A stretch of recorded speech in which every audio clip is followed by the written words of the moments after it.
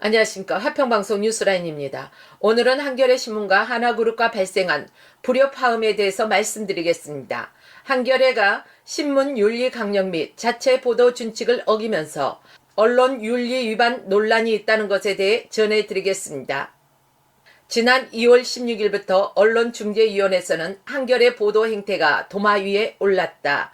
한겨레는 지난 1월 16일부터 7일간 모두 16차례 맹폭성 기사를 내므로 의도성이 있는 것이 아닌가. 또 하나는 글자 수를 26,163자 대 371자의 일방적인 보도를 했다. 이거는 불공정 행위다라는 내용으로 양방에 있어서 언론과 관련해서 이런 부분들이 기사화하는 부분에 있어서 한겨레가 좀 무리수를 쓰지 않았느냐는 것을 이야기하는 것입니다. 한겨레 신문 홈페이지에서 보면 취재 보도 준칙은 반론이 포함되지 않는 기사는 보도하지 않는 것이 원칙이다. 기사로 인해 불이익이나 피해를 볼 수 있는 개인, 집단, 기관 등의 자신을 방어하고 변호할 시간 및 기회를 보장하며 그 내용을 함께 보도한다. 기사 끝에 간단히 붙이는 형식적 반론을 지향하고 전체 기사에 걸쳐 실질적으로 반론을 반영한다고 한겨레 신문 홈페이지의 취재 보도 기준에 명시하고 있습니다. 또 반론 보도 수준에 대해서 사안이 중대할수록 반론 보장의 수준도 높아져야 한다. 또 중대한 고발 보도일수록 충분한 반론을 보도하고 이전에 청취하여 기사에 반영한다. 반론 청취 과정에서 기사의 진실성에 중요한 흠결이 나타난 경우에는 보완 취재를 통해 사실을 다시 검증한 뒤 그 내용을 포함하여 보도한다. 이렇게 내용이 나와 있습니다. 한겨레의 보도준칙 그 자체의 홈페이지에 있는 취재 보도 준칙도 맞지 않는 그런 행위를 했다라고 해서 언론중재위원회에서는 한겨레 보도 형태를 도마 위에 올랐다라는 내용으로 오늘 전개해드리겠습니다. 언론이 왜곡화가 지금 방송이나 신문들이 상당히 심해져 있는 가운데 이 언론기관에 대해서 경종을 울리는 내용이 발생했다고 볼 수 있습니다. 공정언론 국민연대가 이것을 두고 발표한 한겨레와 하나그룹 간에 있어서 20일 발표한 성명서 내용을 보도록 하겠습니다. 대표적 좌파 매체로 널리 알려진 한겨레가 대기업 비판 보도 과정에서 언론 윤리를 심각하게 훼손했다는 비난이 쏟아지고 있다. 평소 이 매체가 입만 열면 정론지를 자처했던 것을 생각하면 개탄스럽기 짝이 없다.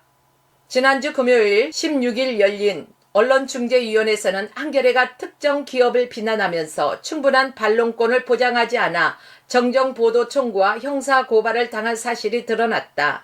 한겨레는 지난 1월 16일자 일면 하나장남의 RUS 389억 원 경영권 승계수단 악용 우려를 비롯해 3면 4면에 걸쳐 기사를 거제한 이래 17일, 24일, 30일, 31일 등 총 7일간 16차례 관련 기사를 보냈다. 이 그룹의 오너가 4년 동안 1%의 주식을 장남에게 넘긴 것을 두고 사설을 총동원해 경영권 승계수단 악용 가능성을 무차별적으로 제기했다. 하지만 이날 중재위원회에서 하나 측은 실제 지분 변동은 20년에 걸쳐 1%에 발생했다고 밝혔다. RUS 양도 제한 조건 부주식 임원 성과급 제도는 단기간 성과를 낸 뒤 매도 가능한 스톡옵션의 먹튀 논란을 막기 위해 장기간 근속 조건 등을 충족하면 성과급을 사후에 주식을 부여하는 제도이다. 2003년 미국 MS 마이크로소프트사가 처음 도입한 이래 애플이나 구글, 아마존 등 글로벌 기업들이 대부분 시행하고 있는 제도로 국내에는 2020년 하나가 처음 도입한 이래 SK, 두산, 포스코, CJ 등 국내 대기업들이 잇따라 도입하고 있다. 현 단계에서 이번 보도의 실제적 진실은 알 수 없다. 그럼에도 언론 매체는 하나의 행위에 대해 비판적 입장을 취할 수 있다고 본다. 하지만 한겨레 보도에는 도저히 납득할 수 없는 문제들이 있다. 첫째, 1%대 주식 이전을 통한 경영권 승계 악용 가능성과 기사 분량의 현저한 불균형이다. 국내외엔 수많은 긴급한 현안이 산적해 있다. 그럼에도 경영권 승계 악용 가능성이라는 사실로 밝혀진 것이 아닌 의혹을 제기하면서 수많은 기사를 남발하게 하는 상식적이냐는 것이다. 특별한 사정이 있지 않고서야 이해할 수 없는 보도 행태이다.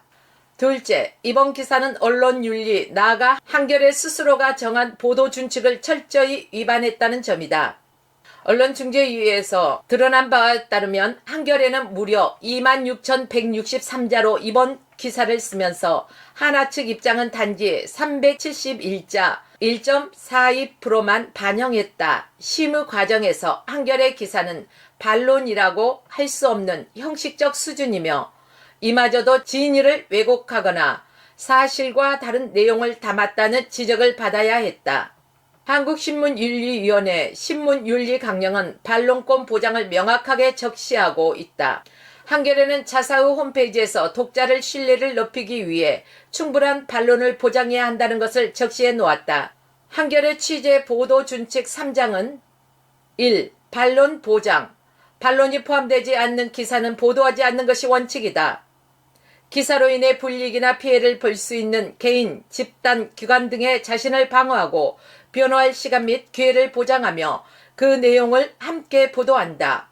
기사 끝에 간단히 붙이는 형식적 반론을 지향하고 전체 기사에 걸쳐 실질적으로 반론을 반영한다고 한겨레 신문 홈페이지에 취재 기준을 명시하고 있습니다. 의혹 제기에 무려 26,000자를 사용하면서 반론은 전체 기사의 고작 1.42%였다. 누가 봐도 한겨레가 자사 보도 준칙에서 밝힌 충분한 실질적인 반론이 아니다. 이번 사안의 한겨레는 홍보용 보도 준칙과 실제가 다른 이중성을 적나라하게 드러냈다. 스스로 정한 보도 원칙을 내동댕이 친 이따위 매체를 어떻게 신뢰할 수 있겠는가. 시중에는 한겨레 광고국 임원들이 1월 16일 첫 보도가 있기 전날 오후 하나 홍보실 임원들을 직접 찾아가 다음날 보도 내용과 지면 배치 등의 내용을 사전에 유출하고 올해 광고 물량 등을 협의했다. 당시 협상이 잘 성사되지 않자 이튿날부터 이른바 승계 문제가 집중적으로 보도됐다라는 광고 기사 딜 불발에 따른 보복성 기사라는 소문이 빠르게 확산하고 있다. 한겨레 측은 자체 확인 결과 한겨레 광고국 임원 등 4명이 하나 관련 보도가 있기 전날 오후 3시 하나 홍보실 임원을 만난 것은 사실이다. 하지만 광고국과 홍보실의 만남은 이미 사흘 전에 잡힌 신년 인사 차원이었을 뿐 기사와 광고를 거래할 목적이 절대 아니었다라고 밝히고 있다. 기사 광고딜 실패에 따른 보복성 기사 여부는 앞으로 수사를 통해 밝혀질 것이다. 하지만 하나그룹을 겨냥한 무지막지한 폭력성 기사 분량, 자사 반론 원칙을 철저히 위반한 행위, 이런 보도가 어떻게 편집국을 통과하고 경영진 승인을 받을 수 있었는지 수상하기 짝이 없다. 모두 철저한 조사 대상이다. 한겨레는 비상식적인 기사 배분과 자사 보도 준칙을 위반한 비윤리적인 행위에 대해 독자에게 사과부터 해야 한다. 또한 수사와 별도로 이런 몰상식한 행위가 어떻게 가능한지 철저히 조사해 독자들에게 낱낱이 공개해야 한다. 평소 조선 동아의 보도 문제는 입에 거품을 물고 비난해온 미디어 오늘을 비롯한 좌파 성향의 언론 감시, 비평, 매체들이 왜 한겨레의 일탈 행위에 대해서는 일제히 입을 다물고 있는지 이해할 수 없다. 2024년 2월 20일 공정언론 국민연대. 이상은 공정언론 국민연대가 밝힌 내용입니다. 이렇듯 한겨레와 하나가 광고를 중심으로 얽힌 기사 이런 부분들로 불미스러운 일들이 발생한 것 같습니다.